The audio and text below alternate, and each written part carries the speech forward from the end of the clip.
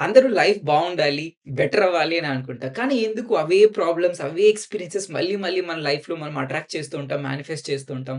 చాలామంది ఎక్స్‌పీరియన్సెస్ వచ్చినప్పుడు మనం ఏం చేస్తూ ఉంటామంటే మన టైము, ఎనర్జీ అంతా తీసుకెళ్ళి ఆ ఎక్స్‌పీరియన్సెస్‌ని చేంజ్ చేయడంలోనే ఇన్వెస్ట్ చేస్తూ ఉంటామనమాట. లెట్స్ సే ఒక రిలేషన్‌షిప్ ప్రాబ్లమ్ వచ్చిందనుకోండి, ఫైటింగ్ చేయడము, ఆర్గ్యూ చేయడము, లేకుంటే వాళ్ళ నుంచి దూరం అవ్వడము, బిజినెస్‌లో ప్రాబ్లమ్ వచ్చింది, ఐడియాస్ చేంజ్ చేయడము, స్ట్రాటజీస్ చేంజ్ చేయడము, క్లయింట్స్ చేంజ్ చేయడం, బిజినెస్ చేంజ్ చేయడం ఇలా చేస్తుంటాం.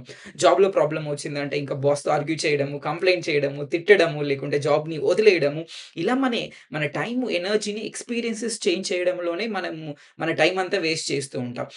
అండ్ ఇంకొక విషయం మీరు అర్థం చేసుకోవాలి.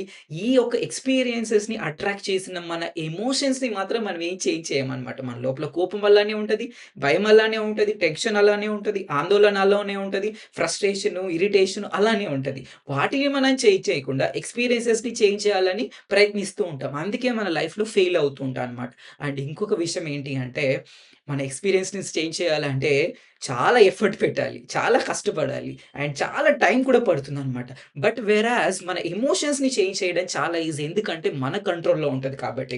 అండ్ ఇప్పటి నుంచి మీ టైమ్ అండ్ ఎనర్జీ ఫోకస్ అంతా కూడా మీ ఎమోషన్స్ మీద పెట్టండి. లైఫ్ ఎక్స్‌పీరియన్సెస్ మీద కాదు. అండ్ ఈ video me friends and family మెంబర్స్‌తో కూడా షేర్ చేసుకోండి. మేబీ వాళ్ళు కూడా వాళ్ళ ఎఫర్ట్ అంతా కూడా టైము, ఎనర్జీ అంతా కూడా ఎక్స్‌పీరియన్సెస్ చేంజ్ చేయడం మీదనే ఫోకస్ చేస్తుంటారు కాబట్టి.